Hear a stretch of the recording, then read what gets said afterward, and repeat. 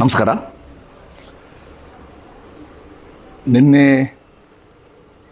SSLC exam ನಡೀತಾ ಇರುವಾಗ ರಾಜ್ಯದ ಶಿಕ್ಷಣ ಸಚಿವರು ಮಾಡಿದ ಒಂದು ಘೋಷಣೆ ಕುರಿತು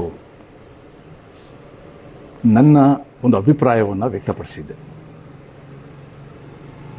ಆ ಅಭಿಪ್ರಾಯದ ಬಗ್ಗೆ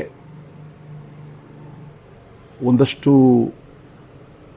ಬೇರೆ ಬೇರೆ ರೀತಿ ಅಭಿಪ್ರಾಯಗಳು ನನ್ನ ಬಗ್ಗೆ ಟೀಕೆಗಳು ಬಂದಿರೋದನ್ನ ನಾನು ಗಮನಿಸಿದ್ದೀನಿ. ಶ್ರೀ ಸಾರಾ ಗೋವಿಂದ್ ಅವರು ನನ್ನ ಹಿರಿಯ ಸ್ನೇಹಿತರು. ಸುಮಾರು 45 ವರ್ಷದ ಸ್ನೇಹ ನಮ್ಮದು. ಅವರು ಶ್ರೀರಾಮ್ಪುರದಲ್ಲಿ ನಾನು ಅವರು ಒಂದೇ ರಸ್ತೆಯಲ್ಲೇ ವಾಸ ಮಾಡಿದ್ರು. ನನ್ನ ಮೊದಲನೇ ಚುನಾವಣೆಯಲ್ಲಿ ಅವರು ನನ್ನ ಜೊತೆ ನಿಂತ್ಕೊಂಡು ನಾನು ಕಾರ್ಪೊರೇಷನ್ ಎಲೆಕ್ಷನ್ ನಿಂತಾಗ ನನಗೆ ತುಂಬ ಬೆಂಬಲ ಕೊಟ್ಟವರು. ಅವರು ನಿನ್ನೆ ನನ್ನ ಹೇಳಿಕೆ ಬಗ್ಗೆ ತಮ್ಮ ತೀವ್ರ ಅಸಮಾಧಾನವನ್ನು, ಬೇಸರವನ್ನು ಅವರು ವ್ಯಕ್ತಪಡಿಸಿದ್ದಾರೆ. ನನಗೆ ಫೋನ್ ಮಾಡಿದಾಗ ನಾನು ಹೇಳಿದೆ, ಒಂದು ಸಲ ದಯವಿಟ್ಟು ನನ್ನ ಹೇಳಿಕೆಯನ್ನು ಪೂರ್ತಿ ನೋಡಿ ಅಂತ. ಅದನ್ನು ಕೂಡ ಅವರು ತಪ್ಪಾಗಿ ತಿಳ್ಕೊಂಡು ನಾನೇನು ಅವರಿಗಿಂತ ಚಿಕ್ಕವನ, ನನಗೆ ಅರ್ಥ ಆಗಲ್ವಾ ಅಂತ ಹೇಳಿದ್ದಾರೆ. ನಾನು ಈ ಮೂಲಕ ಈಗ ನಾನು ಏನು ಮಾಡಿದ್ದೆ, ನಾನು ಯಾವ ರೀತಿ ಹೇಳಿದೆ ಅನ್ನೋದನ್ನು ಒಂದು ಸಲ ಹೇಳಿಬಿಡ್ತೀನಿ. ಪರೀಕ್ಷೆ ಶುರುವಾಗಿದ್ದು ಮಾರ್ಚ್ 18ನೇ ತಾರೀಕು. ಇವತ್ತು 28ನೇ ತಾರೀಕಲ್ಲಿದ್ದೀವಿ. ನಿನ್ನೆ 27ನೇ ತಾರೀಕು ಮಂತ್ರಿಗಳು ಘೋಷಣೆ ಮಾಡಿದ್ದು.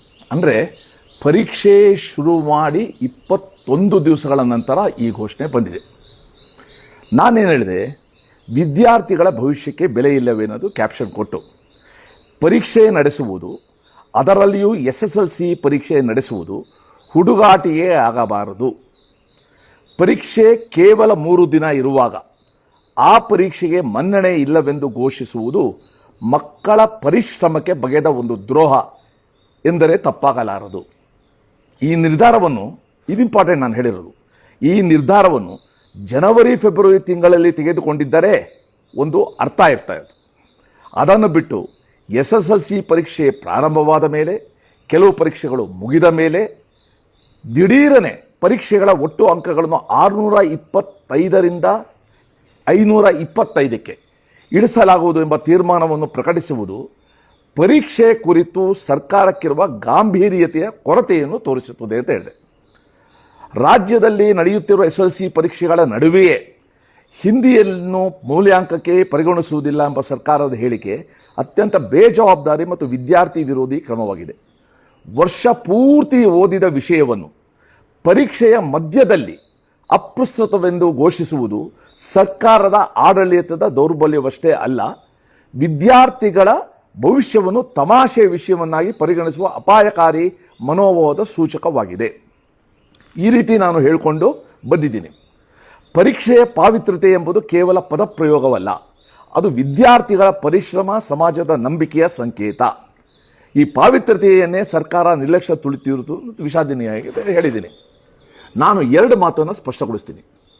ನಾನು ಎಲ್ಲೂ ಕೂಡ ಹಿಂದಿನ ಹೇರಿಕೆ ಮಾಡಬೇಕು, ಹಿಂದಿನ ಕಂಪಲ್ಸರಿ ಮಾಡಬೇಕು, ಹಿಂದಿನ ಪರಿಗಣನೆಗೆ ತಗೋಬೇಕು ಅಂತ ನಾನು ಹೇಳಿಲ್ಲ.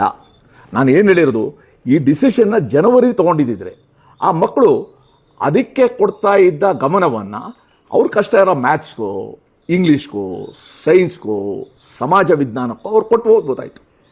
ಅವ್ರು ಇಷ್ಟು ದಿವಸ ಓದಿದ್ಮೇಲೆ ಇವತ್ತು ಸೋಮವಾರ ಪರೀಕ್ಷೆ ಇರುವಾಗ ಅದನ್ನು ಘೋಷಿಸಿದ್ದು, ಇದು ಎಲ್ಲೋ ಪರೀಕ್ಷೆ ಅಂದರೆ ಒಂದು ಗಾಂಭೀರ್ಯತೆ ಇರಬೇಕು, ಅದಕ್ಕೆ ಒಂದು ಇದು ಆ ಗಾಂಭೀರ್ಯತೆಗೆ ಒಂದು ಲೋಪ ಬಡ್ದಂಗೆ ಆಗಿದೆ.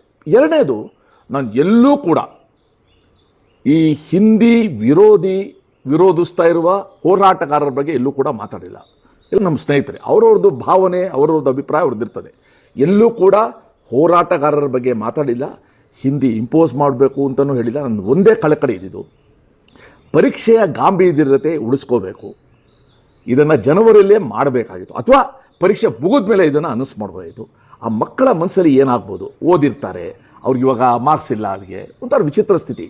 ಇದನ್ನು ನಾನು ಶ್ರೀ ಸಾರಾ ಗೋವಿಂದು ಮತ್ತು ಇತರ ನನ್ನ ಕನ್ನಡ ಹೋರಾಟಗಾರರ ಗೆಳೆಯರ ಗಮನಕ್ಕೆ ನಾನು ತರಕ್ಕೆ ಇಷ್ಟಪಡ್ತೀನಿ. ದಯವಿಟ್ಟು ನನ್ನ ಹೇಳಿಕೆಯ ಭಾವನೆಯನ್ನು ಹೇಳಿಕೆಯ ಅರ್ಥವನ್ನು, ಹೇಳಿಕೆಯ ಉದ್ದೇಶವನ್ನು ದಯವಿಟ್ಟು ಅರ್ಥ ಮಾಡ್ಕೊಳ್ಳಿ.